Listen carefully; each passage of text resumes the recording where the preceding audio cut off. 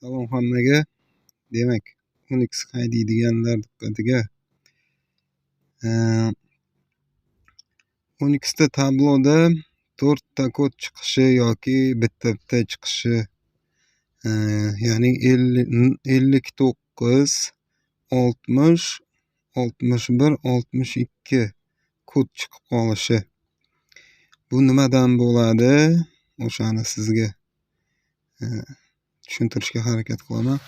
Bu ya'ni 4 ta oynani qaysi biridir avtomat tarzda ishlamayotganini belgisi. Demak, uni yo'qotishi yo'li. Demak, agar 59 bo'lsa, kod 59 ekranda chiqqan bo'lsa, ya'ni mana bu ekrandagi o'rtadagi, mana hozir yoqib ko'rsataman. Mana shu hozir speedometr ko'rsatyapti.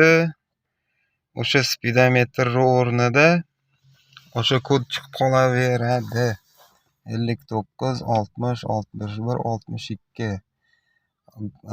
Odatda akkumulyator ussangiz o'sha 4 ta kod chiqadi yoki bo'lmasam bitta ham chiqishi mumkin. Ayniqsa yomg'irli havolarda oynani ko'p ochib yopishda menda shaxsan bo'ldi shu narsa.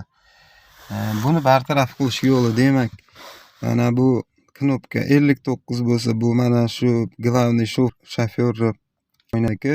Demak, qarab turib 5 daqiqa 5 soniya tortib turasiz. 5 sekund. Keyin logo qaraganingizda o'zi o'chadi. O'chmasa, demak, past urasiz. Keyin 5 sekund.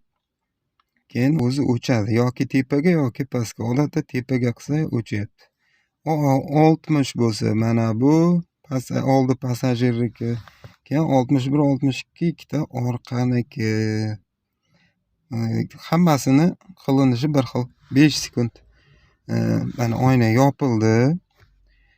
Keyin yopilgandan keyin 1 2 3 4 5 sanab tabloga qarab tursangiz, o'sha kod o'chadi.